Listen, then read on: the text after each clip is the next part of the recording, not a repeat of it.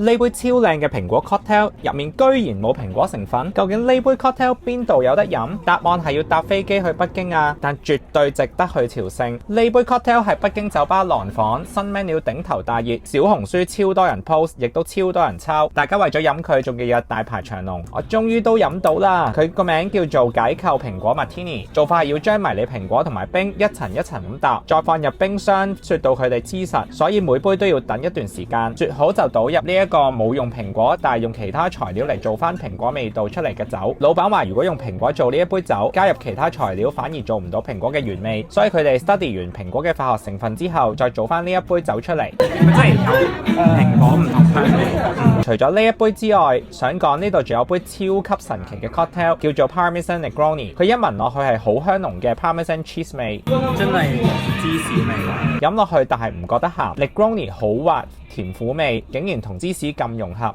哇！是不是？